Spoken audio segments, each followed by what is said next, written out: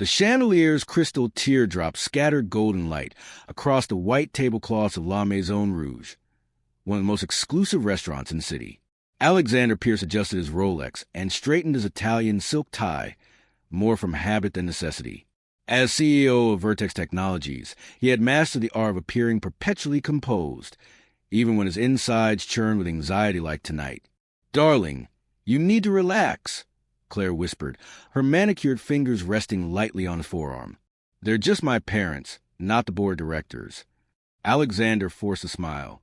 In many ways, this dinner felt more consequential than any board meeting. After dating Claire Montgomery for a year, meeting her parents represented a significant milestone, one that signaled they were moving towards something permanent. "You look beautiful tonight," he told her, genuinely admiring the way her emerald dress complemented her auburn hair. At 38, she was intelligent and ambitious, and understood the demands of the position. She was in many ways perfect for him. The maitre d' appeared with an older couple in tow. Claire stood immediately, her face brightening. "Mom, Dad." Alexander rose smoothly, extending his hand to Claire's father, a distinguished man with silver temples and a firm handshake. "Mr. Montgomery, it's a pleasure to finally meet you." "Robert, please," the man replied, his voice carrying the assured tone of someone accustomed to authority. "And this is my wife, Elaine." Elaine Montgomery embraced her daughter before turning a critical eye toward Alexander. He recognized the assessment. He did the same when evaluating potential executives. "So you're the man who's been keeping our daughter too busy to visit," she said, her smile not quite reaching her eyes. "Mother," Claire warned gently. "I'm guilty as charged," Alexander acknowledged with practiced charm. "But I hope to make amends tonight." As they settled into their seats, Alexander felt confident. He had prepared for this dinner as meticulously as he prepared for major presentations. He had researched Robert Montgomery's real estate empire, memorized the names of Claire's siblings, and selected a wine that would impress without appearing ostentatious. What he hadn't prepared for was the past walking through the restaurant door. 5 years earlier, Alexander had been a different man, still ambitious but less polished, still climbing the corporate ladder at Vertex Technologies. It was during that ascent that his marriage to Sophia had crumbled. They had met in business school, two brilliant minds with complementary strengths. While Alexander excelled at strategy and leadership, Sophia possessed an uncanny talent for financial analysis. They had seemed perfect together, a power couple destined for success. For a while, they bought a beautiful house in the suburbs, took exotic vacations, and spoke of starting a family someday. But someday kept getting pushed back as Alexander's career demanded more attention. "I'm being considered for COO," he had told Sophia one night, his voice vibrating with excitement. "If I get it, I'll be in line for CEO when Hartman retires." "That's wonderful," she'd said, but he missed the hesitation in her voice. 6 months later, when he was working 14-hour days and rarely home before midnight, Sophia had finally confronted him. "What are we doing, Alex? What are we building here? Because it feels like I'm just living in your shadow now." The arguments had escalated. She wanted children. He wanted to wait until he was more established. She wanted to start her own financial consultancy. He worried about the optics of his wife leaving her prestigious firm. Everything became a battlefield until, finally, the marriage collapsed under the weight of their diverging dreams. The divorce had been quick but bitter. Sophia had walked away with a settlement that Alexander's lawyers had deemed generous. He had kept the house, too proud to leave it, though it felt cavernous without her. The last he'd heard, she had moved to Chicago to start fresh. That had been 5 years ago. Now, at 42, Alexander was at the pinnacle of his career, CEO of Vertex Technologies, with a net worth that placed him among the city's elite. And he had Claire, whose ambition matched his own, whose presence in his life required no sacrifices from his career. Until tonight, he had considered himself fortunate to have escaped his failed marriage with minimal lasting damage. Until tonight, he had believed the chapter with Sophia was closed forever. And that's when Alexander decided to pivot the entire company towards sustainable technologies. Claire was saying, her voice warm with pride. The board thought he was crazy, but the stock has tripled since then. Robert nodded appreciatively. "I've followed Vertex's transformation. Impressive foresight, especially in this economic climate. We were fortunate with our timing, Alexander replied modestly, though inside he was pleased by the acknowledgement. But I've always believed that true innovation comes from anticipating needs before the market realizes they exist. The conversation was flowing smoothly as they finished their appetizers. Alexander had just taken a sip of his Bordeaux when movement near the entrance caught his eye. A woman was being led to a table on the opposite side of the restaurant, a small boy trailing behind her. Something about her posture, the graceful tilt of her head, the way she tucked a strand of hair behind her ear sent a jolt of recognition through him. When she turned slightly to speak to the maitre d', Alexander felt the wine sour in his stomach. Sophia. She looked different. Her dark hair was shorter now, falling just below her shoulders, and she carried herself with a confidence that was new, but it was unmistakably her. Alexander? Claire touched his hand. Are you all right? You look like you've seen a ghost. I'm fine, he said automatically, forcing his attention back to the table. Just thought I recognized someone. But his eyes kept drifting back to Sophia's table. She was with another couple, laughing at something the man had said, and beside her sat the boy, perhaps 4 or 5 years old, with dark curly hair and a serious expression as he studied the menu. Alexander's heart began to race as his mind performed rapid calculations. 5 years since the divorce. If she had been pregnant when they separated. The boy looked up suddenly, his face illuminated by the chandelier, and Alexander felt the air leave his lungs. The child had Sophia's coloring, but the shape of his eyes, the set of his jaw, Alexander recognized his own features reflected back at him. Don't you think, Alexander? Elaine was asking. I'm sorry, what was that? He managed, aware that he completely missed the question. Claire shot him a concerned look. Mom was asking about your philanthropic foundation. Yes, of course, he said, desperately trying to focus. Education is our primary focus. We've established scholarship programs in underprivileged communities to support students in STEM fields. As he spoke, his mind was elsewhere, racing through memories. During their last months together, had Sophia seemed different? Had there been signs he'd missed? He recalled her increased emotional volatility, which he had attributed to the stress of their failing marriage. And that final conversation, when she had looked at him with a mixture of sadness and resignation. I hope you find what you're looking for, Alex, she had said. But someday you'll realize what you've lost. Had she known then? Had she chosen to leave without telling him about the child?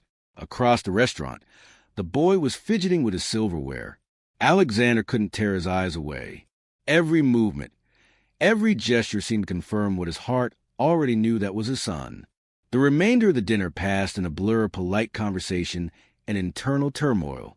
Alexander answered questions about his company, asked appropriate questions about Robert's real estate ventures, and somehow maintained a facade of engagement. All the while, his mind was spinning with implications. I have a son I never knew existed. The knowledge tore through him like a physical pain. He had missed a boy's birth, his first steps, his first words. He had missed bedtime stories and scraped knees, and the wonder of watching a tiny human begin to understand the world. All the moments he had postponed for someday had happened without him. Alexander's always been wonderful with my nephew, Claire was saying fondly. I think he'd make a wonderful father someday. Elaine smiled approvingly, unaware of how her daughter's words pierced Alexander's heart. And what about you, Claire? Elaine asked. Are grandchildren in our future? Claire laughed, a light musical sound.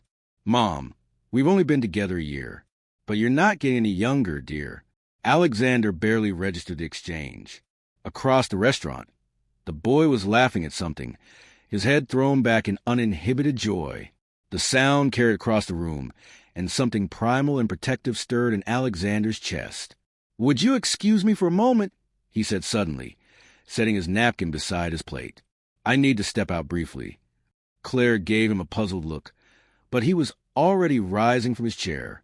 He moved through the restaurant with a purposeful stride that had carried him through countless boardrooms, ignoring the voice of reason that urged caution.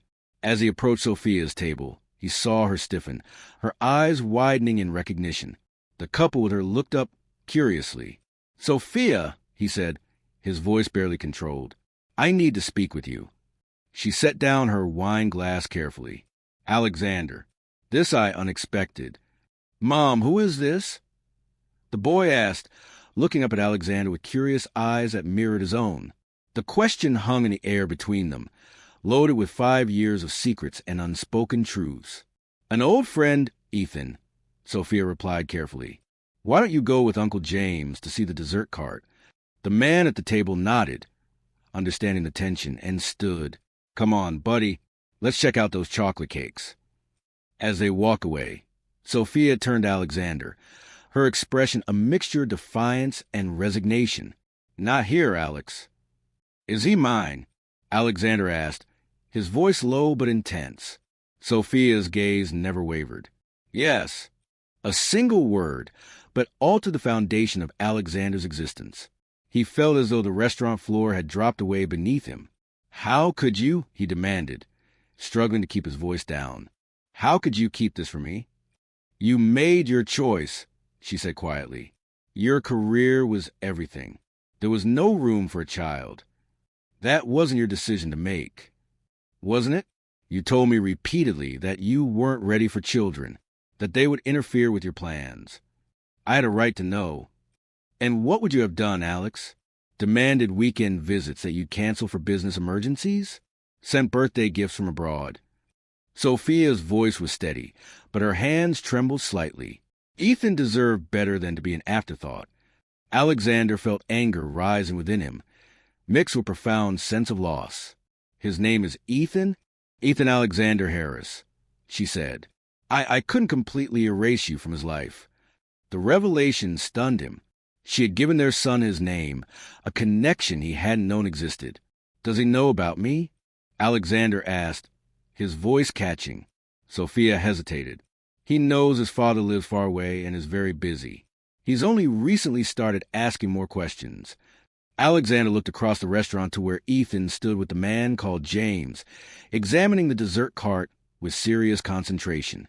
From this distance, the resemblance was undeniable, the same determined set of shoulders that Alexander recognized from childhood photos of himself. I want to be part of his life, he said, surprised by the certainty in his voice. It's not that simple, Alex. You can't just walk into his life after 5 years and claim fatherhood.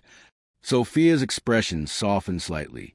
He's a person, not a possession you can claim ownership of. I'm not claiming ownership. I'm acknowledging responsibility. Alexander took a deep breath. I've missed 5 years. I don't want to miss any more. Before Sophia could respond, Ethan returned, his eyes bright with excitement. Mom, they have chocolate lava cake. He stopped when he noticed Alexander again, this time studying him more carefully. You look like my baseball coach, he observed. Alexander felt a smile tugging at his lips despite the gravity of the moment. Do I? Yeah, but he has a mustache. Ethan demonstrated by placing a finger above his lip. Ethan, Sophia said gently, this is Mr. Pierce. He's someone I used to know a long time ago. Before I was born? Ethan asked. Yes, she confirmed. Before you were born. Alexander wanted to say more, to tell this boy who he really was. But he recognized a warning in Sophia's eyes. Now was not the time or place. It was nice meeting you, Ethan, he said instead, extending his hand formally. Ethan shook it with surprising firmness for a child his age. Nice to meet you, too, Mr. Pierce. As Alexander turned to leave, Sophia caught his arm. We're staying at the Grand Hyatt. Room 1142. Come by tomorrow at 10 if you want to talk. He nodded, a lump forming in his throat. I'll be there. When Alexander returned to Claire's table, he found 3 pairs of eyes watching him curiously. Everything okay? Claire asked, concern evident in her voice. Yes, he lied. Just a former business associate I needed to greet. Robert launched into a story about a real estate development in the city's south side, and Alexander nodded at appropriate intervals, grateful for the distraction. But his mind was a storm of conflicting emotions, anger at Sophia for her deception, grief for the years lost, and a strange, unexpected joy at the discovery of his son. Throughout the remainder of dinner, he found himself stealing glances at Ethan across the restaurant. The boy was animated, using his hands expressively as he spoke another trait he shared with Alexander. Several times, Sophia caught him watching, and her expression was unreadable. When dessert arrived, Alexander could barely taste creme brulee before him. Claire leaned close, her voice a whisper. "Are you sure you're all right? You seem a million miles away." "Just tired," he replied, squeezing her hand in reassurance. "It's been a long week." But as they said goodbye to Claire's parents in front of the restaurant, Alexander knew his life had fundamentally changed. The careful structure he had built his career, his relationship with Claire, his 5-year plan suddenly seemed fragile and incomplete. "They liked you," Claire said as they waited for the valet to bring their car. "Even my father, and he's notoriously hard to impress." "They're lovely people," Alexander replied absently, his eyes scanning the departing guests for any sign of Sophia and Ethan. "I told you it would be fine," Claire continued, leaning against him. "And now that's done, we can focus on our trip to Bora Bora next month." The mention of their planned vacation jolted Alexander back to reality. In the space of an evening, his priorities had undergone a seismic shift. Bora Bora suddenly seemed trivial compared to the meeting that awaited him tomorrow. "Claire," he began, not sure what he was going to say. How did one explain that their carefully constructed life together had just been upended by the discovery of a child? But before he could continue, he spotted Sophia emerging from the restaurant, Ethan's small hand firmly in hers. The boy was chattering excitedly, and even from a distance, Alexander could see the animated expressions crossing his face. "That's her, isn't it?" Claire asked, following his gaze. "The business associate." Alexander turned to her, surprised by her perception. "Yes." "She seems more than that," Claire observed, her voice carefully neutral. "Former flame?" He hesitated, then nodded. "My ex-wife." Claire's eyebrows rose slightly. "I didn't know she was in town." "Neither did I." As they watched, Sophia helped Ethan into a waiting car. Just before she closed the door, the boy looked up and, by chance, met Alexander's gaze across the courtyard. For a brief moment, father and son regarded each other, one knowingly, one innocently before the car door closed and the moment was lost. "You never talk about her," Claire said as their own car arrived. "Your marriage." "It was a long time ago," Alexander replied, opening the passenger door for her. "Another lifetime." But as he slid behind the wheel, he knew that past he had so carefully compartmentalized had just crashed irrevocably into his present. Alexander barely slept that night. He lay awake in his penthouse apartment, staring at the ceiling as memories of his marriage with Sophia flooded back. The good times, their graduation from business school, buying their first home, planning ambitious futures together, and the bad, the arguments about his long hours, her frustration at being sidelined, the growing distance between them. Had there been signs of her pregnancy that he had missed? In those final months when they were barely speaking, when they passed like ships in the night, he tried to recall if her appearance had changed, if she had seemed unwell, but those details were lost in the fog of his ambition and their mutual unhappiness. By dawn, he had made several decisions. First, he would call his lawyer to understand his legal rights. Second, he would clear his schedule for the next few days. And third, most importantly, he would approach the situation not as a CEO accustomed to control, but as a man hoping for redemption. At precisely 10 o'clock, Alexander stood outside room 1142 at the Grand Hyatt, his heart pounding, as if he were a nervous intern rather than a powerful executive. He knocked firmly. Sophia opened the door, dressed casually in jeans and a blue sweater that brought out the color of her eyes. Those same eyes that Ethan had inherited. "You came," she said, as if she had half expected him not to. "Of course I came." Alexander stepped into the room, noticing that Ethan was not present. "Where is he?" "With my sister and her husband, the couple from dinner last night. They took him to the Children's Museum." Sophia gestured toward the sitting area of the suite. "I thought we should talk alone first." Alexander sat on the edge of an armchair, too tense to relax. "Why didn't you tell me, Sophia? All these years." She sat across from him, her composure slipping slightly. "I found out I was pregnant 2 weeks after we separated. I tried to call you, but you were in Tokyo for that merger. You could have left a message." For news like that? Sophia shook her head. And then when you returned, your assistant said you were too busy to take personal calls. That was when I realized I couldn't do it. Alex. I couldn't raise a child with someone who would always put us second. Alexander opened his mouth to protest, then closed it again. Hadn't he just postponed 3 critical meetings to be here? Something you would never have done 5 years ago. You had no right to make that decision for me, he said finally. Maybe not, she conceded. But I made the best decision I could for our child.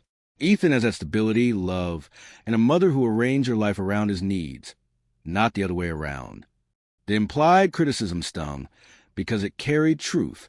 Alexander had always arranged his life around his career, expecting others to adapt. Tell me about him, he said, his voice softening. Everything. A smile touched Sophia's lips. He's brilliant. Reads 2 grades above his level. Loves baseball and space. He has your analytical mind, takes apart every electronic device he can find to see how it works. Her expression grew thoughtful. And he has your determination. Once he sets his mind to something, nothing can deter him. Pride swelled within Alexander as he listened. This remarkable child carried his blood, his traits, his name. Does he have my stubbornness too? He asked with a small smile. In spades, Sophia laughed softly. Getting him to bed is a nightly negotiation. For an hour, they talked about Ethan, his first words, light, pointing at a lamp, his preschool adventures, his recent fascination with rockets. Sophia showed Alexander photos on her phone. Ethan as a newborn, as a toddler taking his first steps, blowing out candles on various birthday cakes, proudly holding up a fish he had caught. Each image was a reminder what Alexander had missed, but also a gift glimpses of the years he couldn't reclaim. What have you told him about me? Alexander asked finally. Sophia's expression turned serious. That his father is a successful businessman who lives far away. That sometimes grown-ups can be together even when they both love their child. As he's gotten older, he's asked more questions, and I've tried to be honest without... She hesitated. Without making me the villain? Alexander supplied.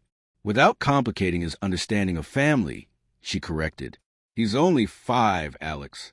His world is still very black and white. Alexander nodded slowly. I want to be part of his life. Sophia. Not just financially, though I intend to provide for him, but really present. I've missed too much already. And what about your life now? Your career? Your girlfriend? Sophia asked pointedly. The questions caught him off guard. In the whirlwind of discovery, he hadn't fully considered how Ethan would fit into his current life. I'll make adjustments, he said firmly. My priorities have changed. Sophia studied him for a long moment. They have, haven't they? Her voice held surprise, and perhaps a hint of respect. The Alexander Pierce I knew would never have said that. The Alexander Pierce she knew never knew he had a son, he countered. A knock at the door interrupted them. Sophia rose to answer it, and a moment later, Ethan burst into the room, his face flushed with excitement. Mom, they had a real space suit you could try on, and he stopped abruptly when he saw Alexander, recognition dawning in his young face. You're the man from the restaurant. Yes, Alexander said, his throat suddenly dry. Mr. Pierce. What are you doing here? Ethan asked with a child's directness. Sophia knelt beside her son, her voice gentle. Ethan, remember how we talked about your dad? How he lives far away? The boy nodded solemnly. Well, she continued, her eyes meeting Alexander's briefly. This is your father. Ethan's eyes widened as he looked from his mother to Alexander and back again. Really, Alexander confirmed, fighting to keep his voice steady. And I've been hoping to meet you for a very long time. Ethan approached him cautiously, studying his face with the serious concentration of a child trying to solve a puzzle. You don't look like the picture Mom has. That picture's pretty old, Sophia explained. People change how they look over time. Alexander knelt to Ethan's level, overwhelmed by the desire to embrace this child who was both familiar and a stranger. I hear you like rockets, he said instead, respecting the boy's space. Ethan's face lit up. I'm going to build one someday. A real one that goes to Mars.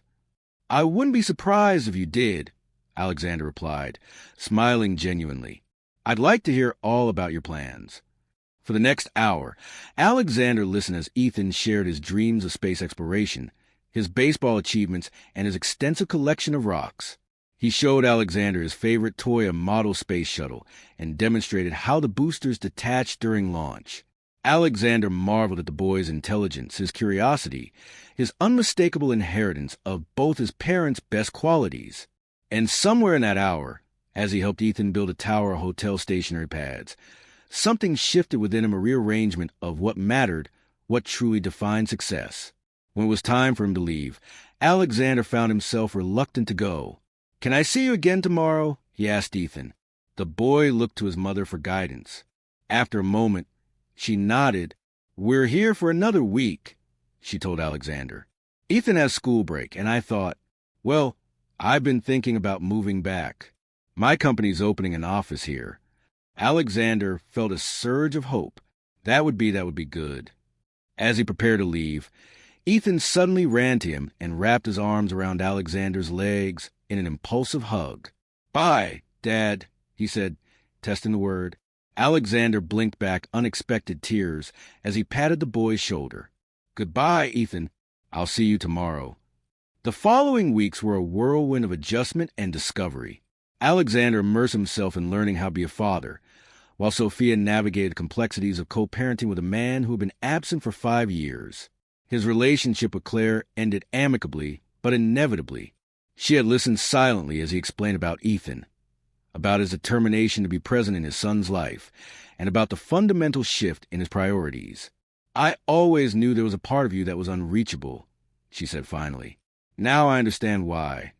At work, Alexander surprised his executive team by delegating more responsibilities and declining non-essential travel. He installed a small basketball hoop in his office and kept a drawer filled with construction paper and markers. His assistant, initially bewildered by these changes, soon became accustomed to scheduling father-son time with the same priority as board meetings. When Sophia found a house in the suburbs not far from where they had once lived together, Alexander purchased one 10 minutes away. They established a routine where Ethan spent weekends with his father, along with one dinner each week. Those weekends became Alexander's anchor. He learned to make pancakes in the shape of rockets, to distinguish between various dinosaurs, to coach a t-ball team with more enthusiasm than skill. He discovered that success was measured differently now, not in stock prices or quarterly reports, but in a child's laughter and trust. 6 months after that fateful dinner, Alexander sat with Sophia on a park bench, watching as Ethan played on the swings.